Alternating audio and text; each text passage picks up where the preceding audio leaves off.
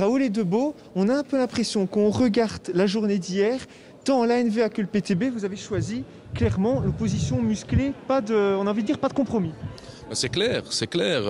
J'ai entendu hier le Premier ministre qui appelait à une histoire d'unité, de solidarité. Et sur le principe, je suis évidemment d'accord. Le problème, c'est quoi le fond des décisions qui ont été prises? Est-ce qu'elles sont à la hauteur de la détresse sociale qui existe aujourd'hui entre pays? Et là, je crois que c'est très clair, c'est que c'est pas le cas.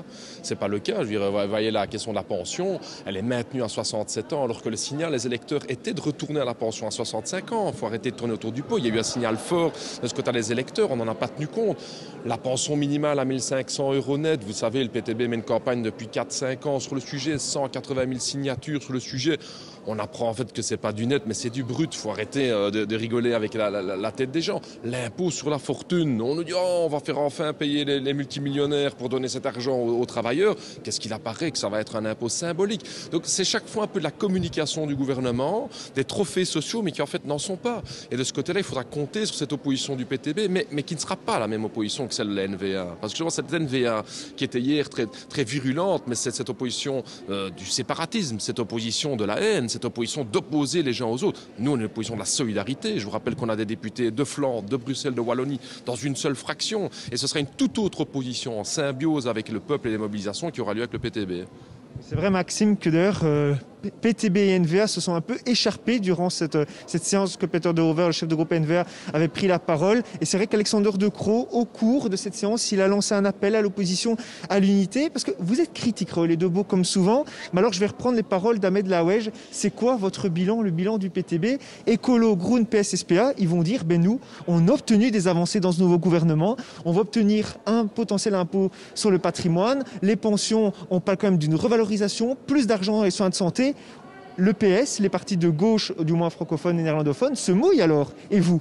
Je vais répondre à deux éléments. La première, c'est qu'il y a une avancée positive. Je les ai soulignés hier aussi dans l'accord de gouvernement. De ce côté-là, moi, je ne dis pas que tout est négatif. Prenons par exemple les 1,2 milliard supplémentaires pour les soins de santé et la norme de croissance de 2,5%. C'est une mesure positive. Et ça montre bien ce que le PTB est capable de faire. Je vous rappelle que c'est nous qui sommes venus avec cet amendement blouse blanche qui a été à chercher 400 millions d'euros en symbiose avec le mouvement social, avec le mouvement des blouses blanches, les infirmiers, les infirmières en lutte. Et c'est ça ce que le PTB apporte. L'impôt sur la fortune, soyons clairs, ça fait 30 ans qu'on en parle. Si aujourd'hui c'est un grand sujet de débat, c'est parce que le PTB est là, sinon on n'en parlerait pas. Les 1500 € net, rappelez-vous, quand nous avons lancé notre campagne il y a 5 ans, on était tout seul à la lancer. Donc sans le PTB, c'est très clair qu'aucun de ces débats, les 3 débats principaux qui ont lieu aujourd'hui à la Chambre, n'auraient pas lieu.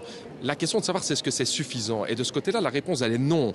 Si nous étions montés dans un gouvernement, nous aurions voulu. Mais je rappelle qu'on n'a pas été invités à la table des négociations. Pas un coup de fil en 1 an et demi. Que ce soit de la part de Georges-Louis Boucher comme informateur, je peux encore comprendre. Mais M. Magnette n'a pas daigné une fois téléphoner au PTB pour même avoir une discussion sur le programme.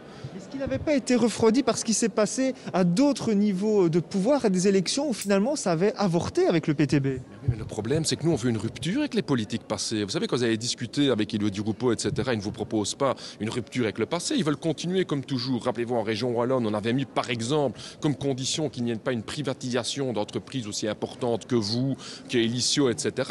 2-3 semaines après les élections, on privatise déjà ce type d'entreprise publique. Est-ce que vous auriez pu vous imaginer un instant que le PTB vote des lois de droite comme ça et des décrets de droite comme ça? Ça ne va pas. Donc évidemment que nous voulons des vraies victoires pour les travailleurs. C'est pour ça que les gens ont voté pour nous. Et vous savez, quand vous venez discuter avec les partis traditionnels, vous n'avez pas ça.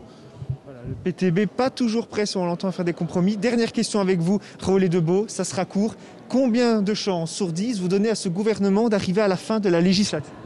Écoutez, ça dépend de la politique qu'il va mener. S'ils font une politique de gauche sous notre pression et qu'ils prennent de bonnes mesures, ils peuvent peut-être tenir jusqu'à la fin.